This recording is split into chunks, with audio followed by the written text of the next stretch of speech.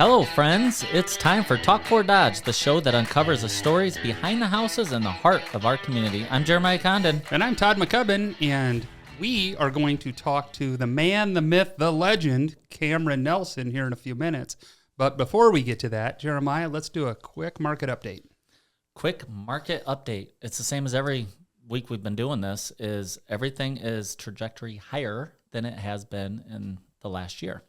But there's a point that I want to make. So I want you to say January. January. 34. February. 18. March. 30. April. 40. May. 43. June. 52. July. 42. August. 44. September. 44. October. 29. November. 44. December. 31. In 2023, that is how many houses sold in each one of those months. Okay. The point of this is so many people say, when is the best time to sell your house? It's now. Yeah, when you're ready. Don't wait. You know, and people say June. Well, they'd be right. June is the highest. I think most people would say July is the second highest. But as of last year, it was actually August, September, November all tied for second. Yeah, so it does make a lot of sense. I mean, people have to move when they have to move, and yes, they want to get here in the summer because kids and schools. But not that much of the population actually has kids. And like in August and September, it was 44 houses sold. In January, it was 34. Yep. So they're going from 44 to 34. It's not like January is like this terrible month to sell. I mean, people still need to move. And the people that need to move in those off months, I mean, February was low. It's kind of nice because they don't look at 1 million houses. They look at 5 because it's cold outside. And they're like, we're going to look at the ones we have to move and let's move into that. Well, and there's people out there that switch jobs, transfer, and they just have to move. Yep. And whether they're moving out of town or moving into town, we prefer people moving into town. And I would say listing your house in February, there aren't as many buyers, but so many people want to wait till April and May to list their house. You get people that you wouldn't, you're getting the people that have to move. I mean, it's actually a better time to sell. You're going to get more out of your house. Yes. Awesome. Yes. So a featured house real quick is 1320 Williams Drive, a new listing in Fort Dodge, Iowa for $245,000. I'll take it. 3 bath. Let's do it. Sorry. We were just in it, and it's actually a nice house. It's got a nice sunroom on the back of it. It's on Williams Drive. It's got a great approach. Some hardscaping's been done to the front yard, so it's got the block on each side of the driveway, so it looks good. 1,867 square foot on the main, and every one of the realtors wanted us to call the sunroom added square footage because it is like part of the house, although there's not heating and cooling to it, so we can't add it, but that would be another 350 square feet. It's got some heat because the washer and dryer are out there. So correct. The lady that owns it couldn't get down the stairs anymore, so she put the washer and dryer on the back porch, and it works for her. Yep, and it's got a basement, and you can move that washer and dryer right back downstairs if you would like. If you want the square footage, yeah. So give us a call on that one. And Todd, you want to introduce our crazy guest here? Our crazy guest. I've known Cameron for years. Actually, first time I met him was at Leadership Fort Dodge, which was one of your favorite topics that we talk about here. We might have to bring that up later. But he was there, and I'm like, I really like this guy. And he actually asked him to manage the Sears stores for us when we opened the Sears store, and it was great getting to know him then. Consider him a friend, have for a long time. But there's a Cameron Nelson, City Councilman. I don't know what your title at Shimkat is. General Sales Manager. Nice. Yes. Wow. Manager again. Yes. Yeah. So and he manages the sales of cars. He does. Yes. So Cameron, tell us a little bit about A, your journey to become a city councilman, and B, kind of how you moved into a position at Shimkat and kind of what you do there and what that all involves. Because it's not just a manager of cars. You do a lot of stuff for Shimkat. Yeah. No, I appreciate you guys having me on. I was very, very excited when Todd talked to me. I've been watching this since you guys started doing it. And I told Todd I was just very much hoping one day I would get asked. So he squeaked. I did. Heard it. I was like a little school girl, definitely. I was blushing and I was very, very happy. So I do got to preface by saying, as you guys were talking about the market update, I was very intrigued, but I forgot that there was probably a camera on me. And if people are watching, I seem like I'm very unentertained, but that's not the case. So I just wanted to, and then I halfway through, I was like, oh, there's probably people watching me. So, and I'm going to have to constantly be adjusting my headphones because I'm trying not to mess up my hair because I'm very vain. So Super. No, he's not. Very Just about pretty his hair. But yes, I love my And I'm hair. here to make It your takes- hair look better. Yes, it takes me a long time to do my hair. So, a little bit about me, I guess, in terms of my journey. Specifically, city council to start. From the time that the expression I like to use, knee high to a duck. I always had an interest in local government, city politics. I always knew it was something I wanted to do, which I think is different than a lot of people who maybe, you know what, I'm just going to, there we go. Much better. I'll just mess up the hair. This is so much easier. So I think the general for most people is they see something going on in city government, something they maybe want to change, something they're passionate about, and decide that they want to get into it. My path was probably a little bit different, where I was just always interested in it. I had a goal when I was very young of being the youngest city council person in Fort Dodge history. That didn't work out. I always kind of took a back seat to what I thought was good leadership we had in the community. So anytime I thought about running, if somebody else was running that I thought would do a good job, I don't see a need for me to try to run when I thought there was good leadership in place. So a couple years ago, a very good friend of mine, somebody I love dearly, Andy Fritz, a former council person. I've known Andy for years and years, somebody I have a lot of respect for and hold very highly, decided he wasn't going to run for Ward 2 anymore. So we had a conversation, and it just kind of all fell into place where kind of a mentor of mine, Andy, who I'd talked to for years about council, decided he didn't want to run anymore. And I live in Ward 2, and I'm very passionate about the south side of Fort Dodge, as well of all of Fort Dodge, having been born and raised here. So it just kind of all fell in place that I thought it was time. So that was just over 2 years ago, my first term. And then here this last November, I was reelected for my second term. So that's kind of my transition into city government, how it all started. Can I preface that with saying when Cameron and I were going to Sears School and doing all this stuff to get that done, he had told me at that time he wanted to be city councilman someday. And I'm like, that is so cool to see somebody, this motivated and young at the time. In 2015, I was like 25, I think, or something. Say, I want to be a city councilman, and that's 26. What I've always wanted to do. Well, yeah, I remember that time we were in Illinois and going through training at Sears, and there was a gentleman there, Maurice Mercer, who actually is a city council person in like Pelham, Alabama or something. Yep. He was buying a Sears store, so he was there for training as well. And I asked him a bunch of stuff back then about how he got on council, and I had told him even at the time that was a goal of mine. I just always knew I worked on Matt Bemrick's first campaign for mayor back in 2010 when I was a senior in high school, and that kind of hooked me. Matt was a family friend, and so I decided to help out where I could, and it just kind of went from there, where it was just something I worked on a lot of campaigns. I've helped out a lot of people, and I just decided that it was finally time for me to do what I could to help the citizens of Fort Dodge. That's awesome. Now, my professional role with Shimkat Motor Company, that is an odd turnaround of events as well. Obviously having left Sears directly after going to Shimkat's, nothing against Sears, and the bosses were amazing. Yeah. Yes, they were great. The owners and the employees were awesome. It was a great experience for me at Sears, and I'm, not to get too sappy here, but very appreciative for you and Joyce and Tim and Kelly for giving me that opportunity, because it did help me grow a lot as a person, as a business professional. But I had started fresh out of college in the car business at Fort Dodge Ford in 2013 when I was freshly 21 years old. Turned 21 in December, started selling cars in January. So freshly 21, I started in the car business, and I did that for about 3 years at Ford before I had the opportunity at Sears. And that was simple as wanting to move up and take on more responsibility, and to manage a Sears store was something I couldn't pass up. When we got a lot of management experience as a young age too, which I think translates well into what you do now and city council. Yeah, no, so I definitely. That was a lot of challenge. Yeah, I definitely agree with that, and appreciate you recognizing that, because it was for a young age. Well, I always did stuff a little older than I was. I mean, I was selling electronics at the full line Sears store when I was in high school. So I always did things a little bit older than I was, but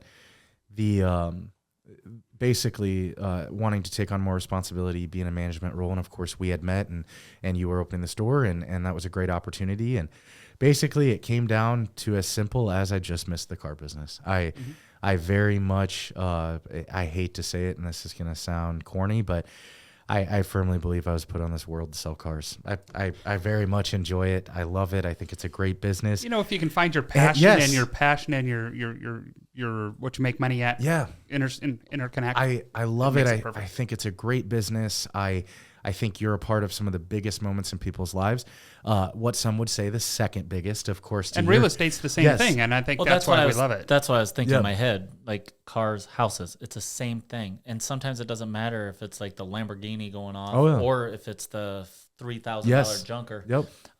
Maybe that junker fulfills somebody's 100%. And void, and it now gets them to work. And now they get a raise, and now it gets them a better income, and it changes their whole life. Yeah, I've been on record, I guess, in previous interviews and stuff with the paper, and it's on paper, I guess, that I firmly believe that you can make people's dreams come true. And I know that's sappy, but you know, a single mother who has worked very, very hard to build her credit and has worked hard because she had bad experiences with credit and gone into debt, and all of a sudden she's turned everything around and she's able to buy a nice vehicle for herself. And to be a part of that, people's first vehicles, selling grandma, son and daughter, grandkids, being a part of multi-generational, I do believe it's very special. And also, like we said, you know, to a lot of people, the second biggest purchase they ever make behind their house. But you guys know better than anybody, there are plenty of people that rent. So the thing I always like to say is some people, it's the biggest purchase they'll ever make in their life. And so I've always found it very special. I've always felt I was called to do it.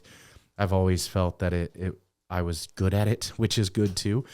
And so I just missed the car business. I had known the Shimkats previously.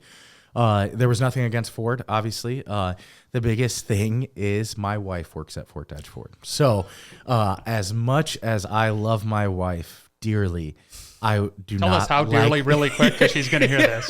I was going to say, I'm going to preface by saying how much I love her. I just can't stand being around her. At least for 12 hours a day. Yeah. It was just it's a lot. So and weekends and vacations are fine. Yeah. But it's a lot of time to spend with your spouse. So basically it had come down to that. Nothing against Fort Dodge Ford.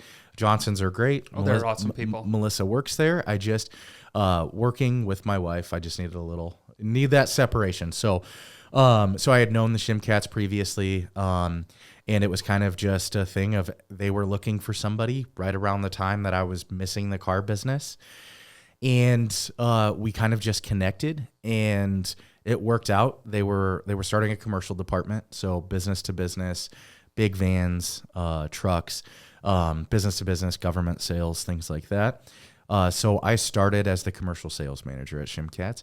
And that's what I did for a while before it just, through the ebbs and flows of business and things changing, my role transitioned, and I kind of transitioned to just a sales manager where I would help the other salespeople sell vehicles. I'd close deals for them and get numbers for them and do trade appraisals and kind of do whatever I could to help the dealership and the other salespeople, while also selling some of my own stuff.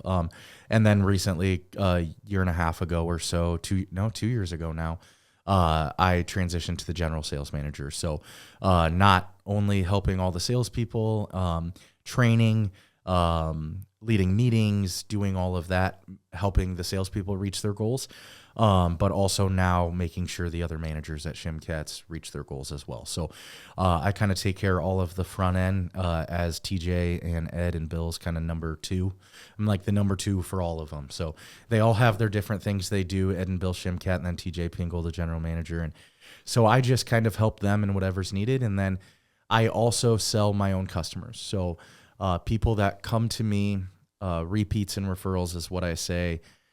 People who want to work with me and come directly to me, I sell them as well. So because when I first started at Shimkats, we tried that thing of, I'm the commercial sales manager, I will give them to the regular salespeople. And then it just got to a point where it's kind of a slap in the face, where to the customer, I mean, they got a hold of me, they wanted to work with me, and all of a sudden I'm like, sorry, can't.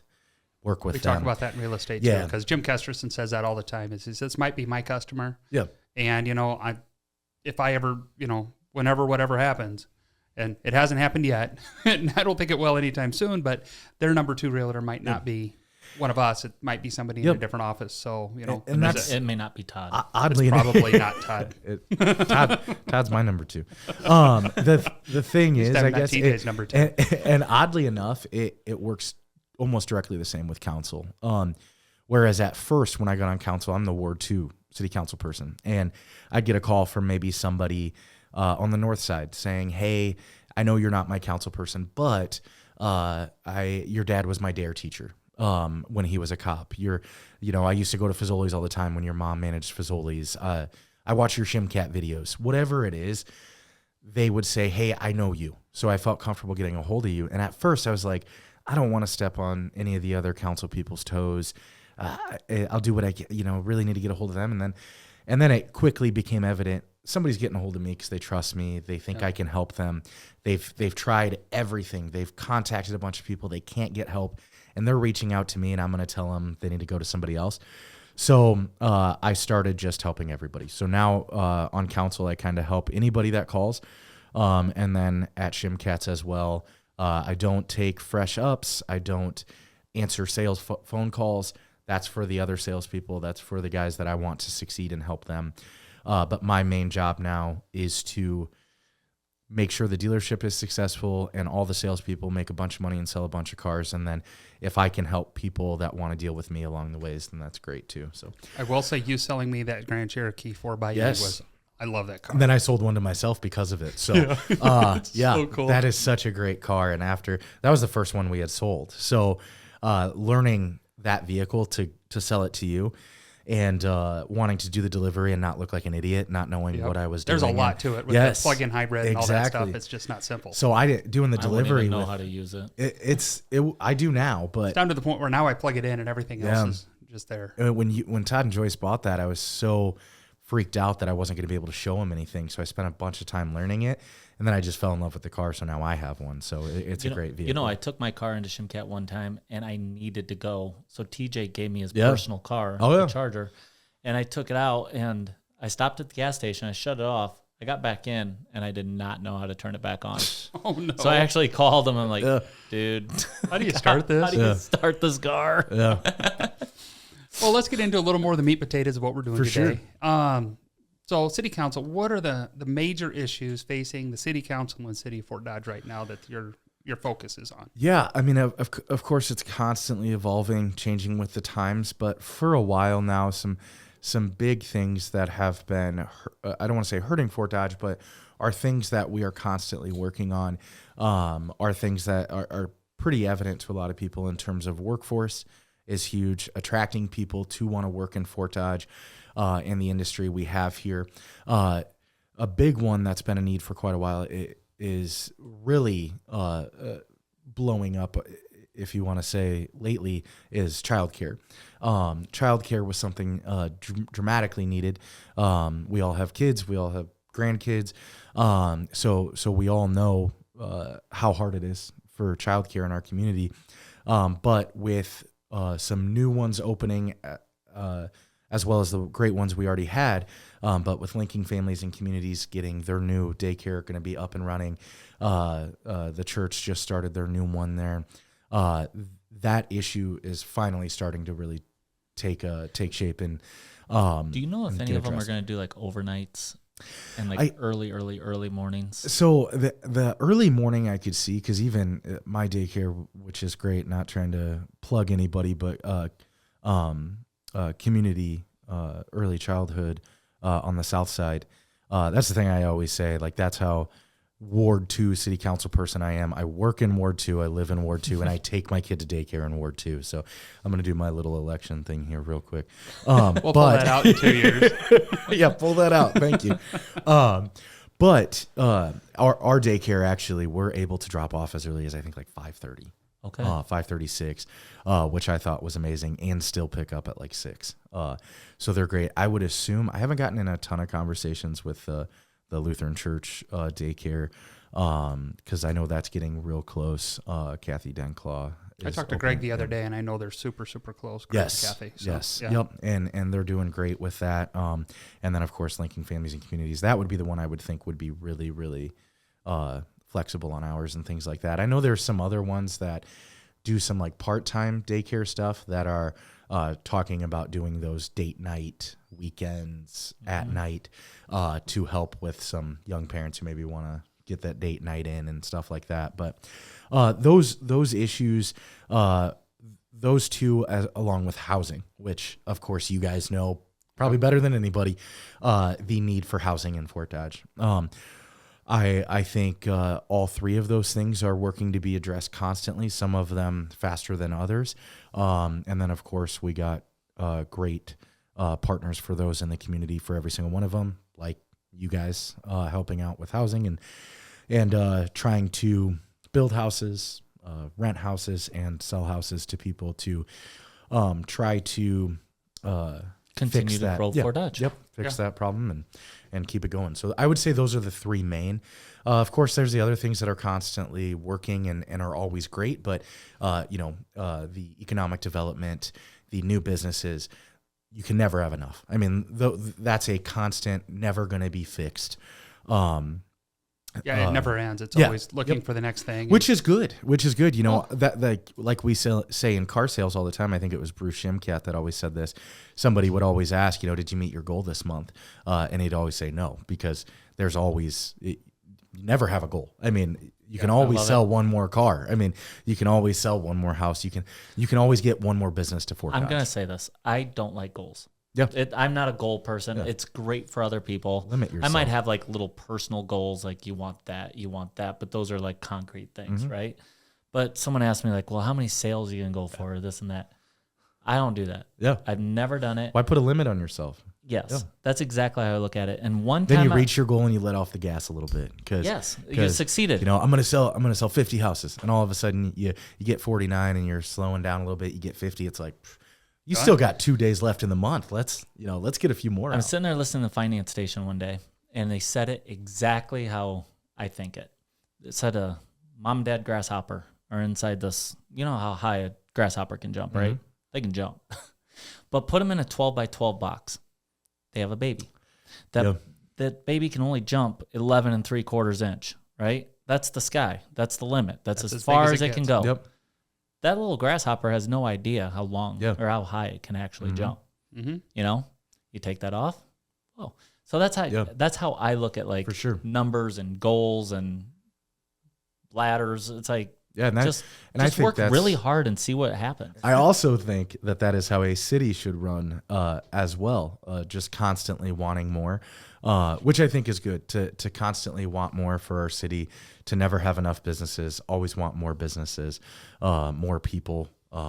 There's never going to be too many people in Fort Dodge. We'll just keep growing. So. And we've been bigger before, so I mean, we do have the infrastructure to grow again. So yeah, and we've known from past guests we have things to do every weekend. There's always something to do. I think it was Shelly on recently, and that's the 60 number. things to do every exactly. month. That's the thing that I don't think people realize. And as the typical born and raised Fort Dodge guy saying it, I'm still going to say it. I can't believe when people say that. When people are like, "There's nothing to do in Fort Dodge," and I've got classmates, people that were born and raised in Fort Dodge and then moved off, and that's the thing that I think we always need to focus on, is getting those people back that have left. But that's the thing. There's a lot more coming back, and they are, which is amazing and great. But anytime somebody used to say that, well, I'm going to move off to Des Moines or this or Ames, because there's just nothing to do in Fort Dodge. I'm a young person. I want to meet some people, and I just won't take that excuse, because there is always something to do in Fort Dodge. Yes. Whether it's community, whether it's social based, whether it's helping the community, there's always something to do. Yeah. And to be fair, Des Moines is not that far away. Right. And, we love going down there, going shopping. Yes. The flight to Chicago, talking about the airport, I love flying out of Fort Dodge Airport to Chicago, going to a Cubs game, coming back the next day. It's one of my favorite little mini vacations. I'm glad you said if you wanted to drive, it's only 6 hours. Yeah. Like Indianapolis, I never do. 10 hours. Denver, I never do 11. anymore. I never. So Todd will tell you this. I'm a diehard Bears fan. So always been a Bears fan. I got a Bears tattoo. I'm very, very much a Bears fan. through and through. We go to a game a year, at least one Bears game a year. And that started a few years ago, but we had flights to Chicago when that happened.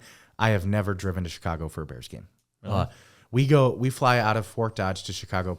Me and Melissa were just talking about this recently because when we took the DC trip a couple weeks ago to talk to our legislators on behalf of the city, we flew out of Fort Dodge. And that was the thing is, so we were talking about this because I sat in the DOT meeting with the heads of the DOT, and I was telling them how lucky we are in Fort Dodge.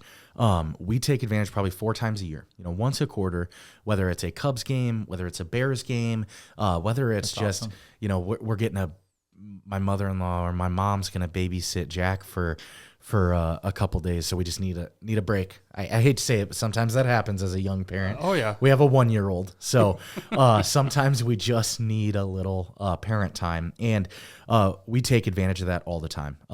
I'm not a big driver. So driving the 6 hours gives me so much anxiety, whereas flying there and getting there in an hour is amazing. So another one of those huge benefits we have in our community. And then you can go anywhere. I mean, I was with Cameron the first time he landed in an airplane. Yes, you were. I was like 19 years old the first time I ever was in an airplane, and I was 25 years old the first time I ever landed in an airplane. Wow. He skydived. Yes. So he didn't actually land in the plane. Yeah. So we I joked had about only it the whole weekend. I had only been on a plane one time before that, and that was skydiving. Well, speaking of the Bears, I had a vacuum cleaner that no longer worked. And so I threw a little bear sticker on it, and now it really started sucking. Yeah. Well, who's your favorite second favorite Dad baseball joke. team? Second favorite baseball team is the Cubs. Go Cubbies. We don't care who the first is. Red Sox. I'm a Red Sox fan, but I firmly believe everybody gets an American League team and a National League team. So they have different rules. I mean, they are like almost two separate But they leagues. don't anymore, do they? No, they don't. They got rid of the designated hitter, or added the designated hitter. So yes, I've always said they cheated. I was always National League, only National League. A lot of people will say that, but Bears through and through. But Bears. If he ever tries to say he's a Bears fan, don't let him say it. I know. He wears 49er stuff all the time now. That's just because of Brock Purdy. My wife bought it for me. I'm just saying. I think she's in love with Brock I don't Purdy. remember the last time I saw you wear a Bears sweatshirt. You wear that 49ers one all the time. It's just comfortable. If it said Bears, I'd wear it all the time. Okay, I'll get you one. Okay. Speaking of that, I have a Bears jacket that I got from Todd. I did. One of the best things that ever happened to me was Todd losing weight because I have so many clothes of his. It is ridiculous. So many Todd McCubbin hand-me-downs in my closet, 100%. And Bob Bakken. And Bob Bakken. Yes. Yep. All sorts of Bob Bakken clothes. So I love when people lose weight, and I don't. Yeah. All right, Cameron, could you share us any recent successes? Yes. On the city council. On city council as of lately. Yeah, for sure. Something I'm very proud of. Something that may not be very important to a lot of people, but being born and raised in Fort Dodge again, it was something that I always thought we needed a little bit better of. So I had a little dream. I had no set agenda getting on council other than doing whatever I could for the people of Fort Dodge, not to sound too political, but it's truly the way I feel, to do whatever I could for the people of Fort Dodge. But there were kind of 3 things that I felt passionate about, we'll say. Number 1 being the mall getting finished. Of course, everybody wants to see that. As somebody that worked there multiple times growing up in different businesses, the mall project, something I hold near and dear. Law enforcement and first responders in the community. My dad was a cop for 30 years. I actually was going to be a cop for a big period of my life. Actually, oddly enough, to go full circle, that actually is the reason that the ultimate reason why I decided I really wanted to be on city council is when I decided my strengths weren't best suited to be a cop. City council is my way of still being that civil servant and still doing things for the community. So first responders, all of them, fire department, paramedics, and the police department. And then number 3 was a weird one that I don't think a lot of people maybe completely saw the need for, but that was a new skate park in Fort Dodge. As most kids growing up, I picked up a skateboard. Like a skater. I know, right? It's so weird for me to say the 300-pound bearded dude with the slicked back hair and the glasses as a skateboarder. But I very, very much enjoyed skating as a kid, like a lot of kids, but also forget about the fact that if I stood on a skateboard, I would break it now. Forget about that. I just thought that it's a generational thing. Even we talk about now how this next generation maybe isn't as active outside as the previous and things like that. More online, more gaming, all that. Let's give them some things to do. Yes, and that's the thing. Let's get them outside. Yeah. How can we expect that next generation to want to do anything outside if there's nothing for them to do outside? And yes, we used to just jump on our bikes and start going and go out. Even and play. that with all the trails we've added in that. Yeah, exactly. Same mentality. I brought an e-bike because I'm old. And it's been the best thing ever, jumping on those trails. And you can go, I mean, Joyce and I will go to breakfast on a Saturday morning at Village Inn and ride our bikes there from home on the trails almost all the way there. And that's the thing is working on those things. So it was something I was passionate about. And I thought, I would years down the road be able to get it done. And there, because there were other council people who were also had seen the need and had kind of been working on it before and wanting it to get done, having another person to help kind of champion it and push for it. Skate park's getting built right now. So And where's it going to be? Right down by Sunkist Meadows. Okay. So a couple different places were talked about, but ultimately it was decided, number one, those things go pretty close to each other, disc golf and skateboarding right by a trail down there, as well as all the riverfront happening. So there's a lot happening and down the Eagle's there. Nest. Yep, totally. Yep. I think that's pretty cool. Is that still down there? I don't know. Okay. I think it is. I mean, it didn't come down. The wind didn't bring it down or anything, did it? Must be. Maybe. I'll go check it out. I'm not much of a bird watcher, but well, I'm not either. But the nest is just pretty impressive. it's pretty cool. So look at it. So that was one thing that I gotta hang my hat on as a success recently, because it truly shows that city government can work, and if you see a need and you want to champion it, that things can get done. So I feel very proud for that. It's kind of was my pet project that I was able to accomplish. So that's awesome. And so, question, moving back to the car business and city council, how do you balance those two roles? Because both of them have to be pretty demanding. Not very well, Todd. Not very well. It gets tough. The car business, similar to your guys, our businesses are so close, which is why I always love talking to realtors, because our businesses mirror each other quite a bit. When interest rates are high for homes, they are for cars. When they're low for houses, they're low for cars. When it's busy for you guys, it's busy for us. I mean, they always seem to be closely connected. Although we cringe when they buy a car when there's 3 weeks to closing. It's like, what are you doing? Did you not talk to the lender? Take out a loan. Yeah, do not take out a loan when we're going through closing. Don't make a big withdrawal out of your account. Don't. Well, Cameron told me otherwise. It's like, nobody would say that. Is there a question? Can we put signs up to say, do not buy a car if you're closing on a house? Nobody at Shimkat's would say that. So we all know better. But, we mirror each other a lot. But so I'm sure you guys know hours can be tough. So whether it be home life, whether it be extracurriculars, whether it be city council, having 2 things to split your time is always tough, but especially in a sales business where ultimately it comes down to the customer or the client to be the number one, to be what you adjust your schedule for, because it's what's best for them. And we're lucky enough to earn their business. Yep. So we want to make sure we show them the appreciation by not trying to change a bunch of stuff around and say, well, I'm off at 6, I'm off at 7. So because of that, it gets a little tough. Luckily, Shimkat's is great to work with me. There's times where I get a little scared because there are people that stop into the dealership to talk to me about city council stuff, which I always get a little scared about. Because I told Ed, Bill, and TJ when I decided to run that I would not let it interfere with work. Because I could maybe never get reelected again. People could just decide maybe I'm doing a horrible job and I'm not. City council doesn't pay enough to live on. Surprise most people who think that when I first got on council, I had people be like, so does that mean you're quitting Shimkats? Or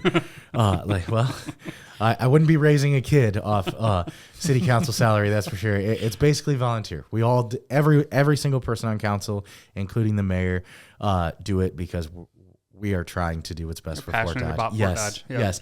Every single one of us. Nobody could live off I think it's $3,000 a year, three No. or $4,000 a year. Not even enough to pay for the gas to drive to. So I think that's what it's up to, is like $4,000 a year. I don't know. $1 an hour? It goes to my wife's account. So so I definitely do it for free because I don't get that money. But it's always tough to split that time.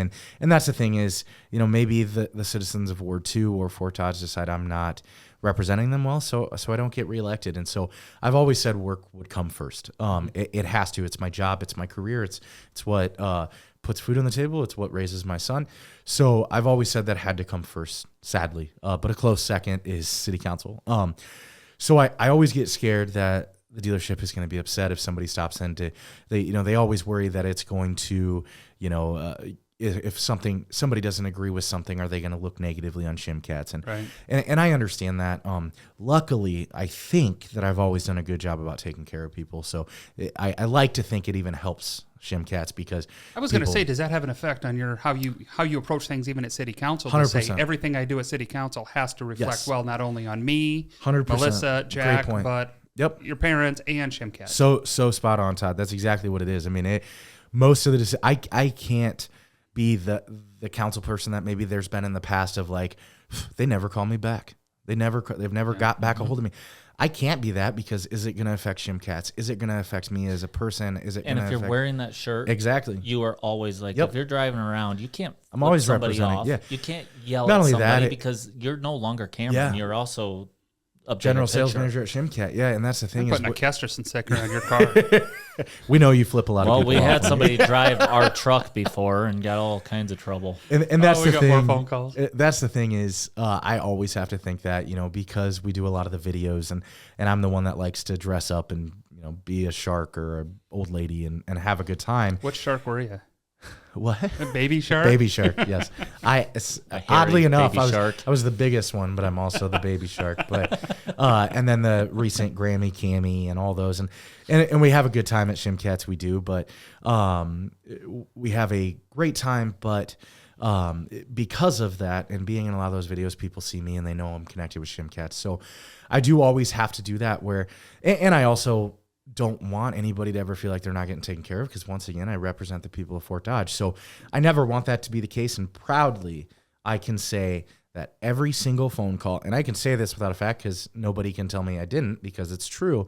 I have answered or called back every single person that's called me while I've been on council. So almost 3 years, every single person that has called me on my phone, I have called them back or answered the phone call. And sometimes you don't have an answer. Yeah, and I tell people just that. Call them and say, hey, and a lot of the times I'll tell people, you may not even like the answer I get, but I will work hard for you to get an answer. You just may not like the one I get, but it's going to be the truth, and and that's what's more important. And that's the tough thing is, I guess people to round out the long answer to your short question, in terms of how do I balance it, I try to devote all of my energy to every important thing in my life. And a lot of times it stretches me pretty thin.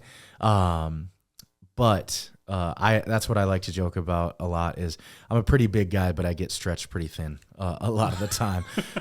But I'm okay with it. For as long as I'm doing it, I will devote 100% of my energy to 4 different things at once most of the day. But woe is me, I guess. We've all got tough lives and we've all got a lot of stuff we're doing. You guys know. I mean, you guys are just as involved as I am. So you understand. Preaching to the choir. Okay, so we have the work. We have the city.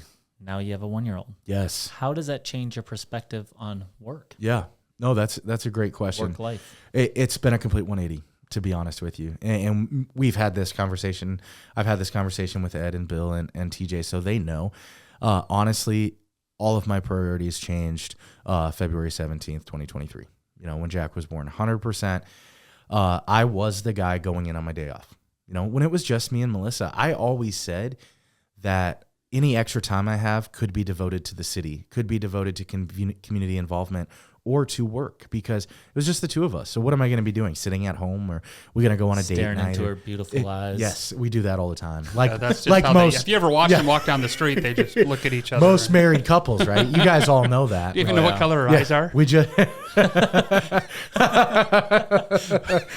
Todd, you trapping me. I see what he's doing there. We'll move on. You can cut that out, right? Let me find out what it is, and then we'll insert that answer. But it'll be. Can you do it on your phone? It'll be blue. It'll be a total dubbed too. I'll say blue, and it'll be green. Like we'll do that. Oh, they're blue. When she's wearing blue. I think it's blue because yes, it is because she always says so. Her mother's my mother-in-law's maiden name is Bachman, so they always say Bachman blues is what Jack has, and I always have to say I have blue eyes too. So why is it your blue eyes that he's gotten? Why couldn't he have Nelson blues? Why does it have to be Bachman blues? Because it sounds better. But yes, she has blue eyes as well. But complete 180, 100%. All my priorities changed. I was the guy going in on my days off, staying late, didn't matter, working all these hours, going to all these meetings, doing city council stuff, doing community involvement, which I still do. But none of those things are my number one priority anymore. It's Jack. That is hands down the number one thing in my life. I will always do what's best for the customer, but am I absolutely gung-ho volunteering to stay late 100% of the time anymore? Probably not. Yeah. Because we work a lot of hours, and every precious moment I get with Jack is moments I won't get back. So Melissa will tell you I'm not with him enough, which a lot of times I will agree. But I'm gonna give you a couple secrets. Yeah, I'd love them. I'd love them. For me, you know how you'd maybe take a coffee break or you'd go out and chat? Mm-hmm. I don't do any of that anymore. Like when I'm at work, like I am killing it because I used to always stay late, come in early. And I do come in early. And sometimes if I'm really busy, I put the kids to bed at 9 o'clock. I go to work. Oh, so it's like after the kids are down, go. I'm not that bad yet. And then during the summer months, my months are very busy, right? What I found to help Jenny is I would get off at 4 o'clock, just schedule that 4 to 6 o'clock and go pick up the kids, take them home, get supper going. Jenny get home about 5:15. We have supper. Then I'm out. Yeah. So then she doesn't have to worry about picking up the kids, food, all that stuff. And what's nice about us is we're flexible. So if that's what we do, it's fine. We can make our schedule. Yes. So it's like, you know what? I am done at 4, but then I'm starting again at 6. And that's the, I guess, I don't want to say bad thing, but the luxury I don't have is we have set hours at the dealership. So, in city council, you don't get to choose a lot of that either. So meetings twice a month, no matter what. And that's my early night. I get 2 late nights. I have 2 late nights at work where I close till 7. I have a day off during the week, and then I have 2 nights that I work till 6. So the earliest I get off is 6. And then basically every other week I have council till whenever the meeting's done. A lot of times I'll stay late to talk to constituents, people that have questions. So a lot of times that one of the 2 early nights I get isn't early. So, and then we rotate Saturdays. So I work every other Saturday basically. When do you fit the workout in? That's a great question because. When he's working out because it's on his Snapchat. I don't it's an accountability thing. You can tell when I work out, and which isn't often. So I appreciate you saying that because obviously I must work out a lot. But the thing is, I like to be held accountable when I am working out. I go through spurts where I do. So I post it on Snapchat so that people will say, I haven't seen it. Yeah. Or I haven't seen you been working out. Oh. I haven't seen your picture lately. Yeah, that's Are you true. Not work? Yeah. So it's an accountability thing. I can't wait till I see it next time. I like to be held accountable. Let's get on this. So me and Melissa have been talking a bunch about it lately. I got to try to figure out a better schedule to be able to do that. Because I do. I mean, obviously, I need to get, once again, priorities. No, we like you said, we're right there. Like you said, I mean, yes, it was a joke. When do you find time to work out? But honestly, I have a kid now. I don't want to die from a heart attack at 30 some years old because I'm not in good health. And so I want to be able to play with Jack. I want to be able to be on the floor and not have my knees hurt so bad. Exactly. I was terrible. I mean, I was 330 pounds. Exactly. And, you know, you get your knees hurt all the time and your back hurts and you're out of wind just trying to. And that's the thing is I want to be able to do those things and be healthy. So I do need to start. It's just, as we talked about, how do you balance stuff? How do you do it all? I've been able to figure out how to do the other ones, how to do the community involvement, how to do work, how to do city and council, and how to do the family. That fifth one, it gets hard. That's that working out, that health one, that fifth thing that I need to be able to devote time to. I haven't been able to figure that out yet. The one thing I figured out is technology works really well for me. So that calendar, all my kids have access. Work out for you. Technology works well for me. All my kids have access to my calendar. They can put stuff in, they can take stuff out. What happens to me lately, though, is the youngest will bring the grandkids over when I have other stuff scheduled. Like, I have to go do this, and this. I can't be here. And, you know, they'll just show up. You have and I'm my like, calendar. Oh, you know when I'm going to be here.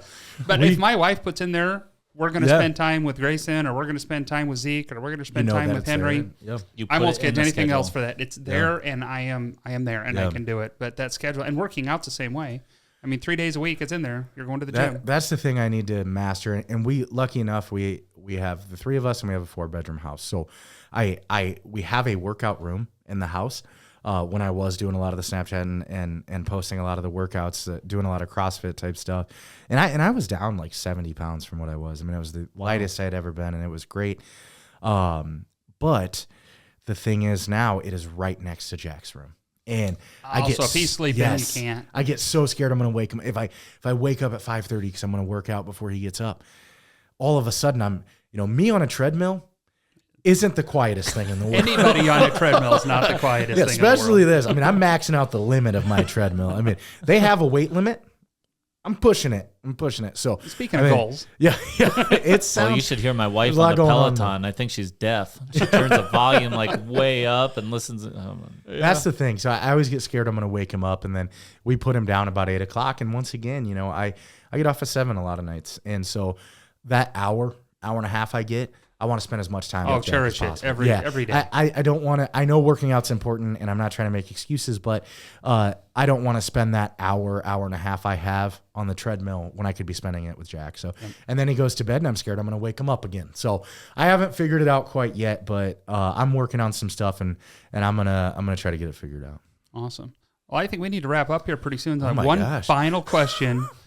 Time flies when you're having fun. I know. Is there anything you'd like to share with our listeners about that we haven't really covered yet? Just, advice, how you leave things. And why do you love Fort Dodge? Yeah, for sure. Yeah. Those were going to come in together, I guess, because that's basically how I was going to answer the question is, I guess number one, to wrap up, thank you guys for having me. I appreciate the platform to be able to talk about things I'm passionate about. And I love what you guys are doing and talking about the good things happening in Fort Dodge and having all sorts of different people on to talk about different stuff. I very much get entertainment from it. I text you that first one, that joke. Still talking about prom. I went with my dad and came home with my mom. You said that joke on the first one, and it was the funniest thing I've ever heard in my life. So I get a lot of entertainment out of these. So I didn't say that. You said that. I did say that. I'm just repeating the joke that he said. Mom and Dad were there. Just so everybody knows that was not a Cameron Nelson joke. That was a Todd McCubbin joke.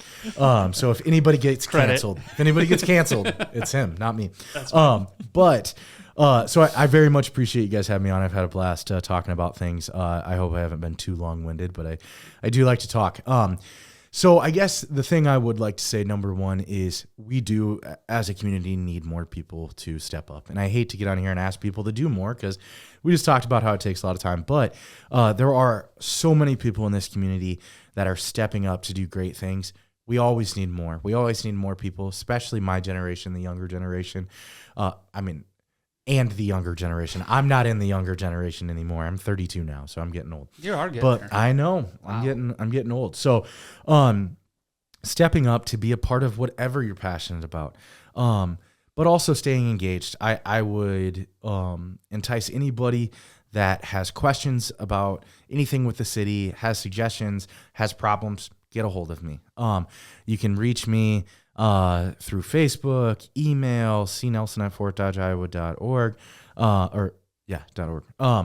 So reach out to me, shoot me an email, give me a call, shoot me a text, 515-570-0211. Reach out to me with any questions, concerns you have. I represent all of Fort Dodge, and I want to help out. But if you just have questions, I mean, obviously the Growth Alliance is doing amazing things. They're starting a revamp of the community tour program called the Concierge service, which will kind of do that, where I'm going through the training here at the end of the month, and I can't wait to kind of be that one-on-one person for a prospective member of the community or somebody new in the community. I mean, it's going to be retrograded to like the last people new in the community for the past year. Right. And to be that person that can say, there's hey, two parts to that too. And one of the other parts is just a community too, where it's a reminder email once a month or every other week to reach out to this person to be more of a mentor and long-term. And let them know about stuff. Hey, Downtown Country Jam's going on, celebrations going on. Some events are happening. And they have similar interests to you. And so I'm very excited for that, but that's kind of what I would suggest to anybody, even in the community. If you want to know how you can get involved, what are some things you can do, or just questions or what's going on, just get a hold of me. I'm more than happy to share some of those. I'm a public servant for a reason, I want to answer those questions, be there for people. But I'm very passionate about Fort Dodge. And I always have been. Born and raised here, never left. One of the few times I ever left, one of the first times I'd ever left was when we went to Chicago. I mean, now I go 3-4 times a year, but you always come back home. Yes. Mm-hmm. Well, around that time when I was 24, 25 years old, I very rarely left here. I love Fort Dodge. I've never thought about being anywhere else. I hate when people talk bad about it. I hate when people say that. I hate saying it. You know the word. Yep. You know the phrase. You get frustrated. It's not because it's not true. Yeah, and it's not true. Which is why another Growth Alliance initiative, the Delightful Dodge. Switching it up. We're not Dirty Dodge, Delightful Dodge, which I've always felt is the case. I've never been scared to walk outside. I've never had any issues. I've always thought Fort Dodge was a great, welcoming place full of amazing people. Yep. And I guess that's why I love it. I've been asked this question before as somebody that is pretty involved in the community and does a lot of stuff. Why do you love Fort Dodge? And I've always said it's the people. You take the same, infrastructure, the same engagements, the same economic development, everything, and you put it with different people, it doesn't work. The people we have in Fort Dodge are amazing, and I think that's a testament and a reason why we're able to accomplish what we have and keep accomplishing stuff. So that's why I love Fort Dodge, I guess, is the people. Well, thank you for being here today, and I got some bad news for you. Oh, no. You really screwed up the back of your hair. I thought you were going to say this whole thing hasn't been recorded. I thought that's where it was going. So you better go home and fix that. Bad news. None of this has been recording. You haven't been on camera. Bad news. Nobody can see the picture behind you, which I already knew was the case. So I'm as big as a 55-inch TV. So. Phil is on the way home if you need to. Phil, can you fix this? Get a quick lineup. It was still the right move because I would have been messing with these headphones the whole time. So still the right move. Yep. Awesome. Well, Thanks, thank you. Thank you. Thank you. That's a wrap at today's episode of Talk Fort Dodge. Stay connected with us on social media and join us next time as we continue exploring Fort Dodge's stories through the lens of two lifelong Dodgers. I'm Jeremiah Condon. And I'm Todd McCubbin, and this is Talk Fort Dodge.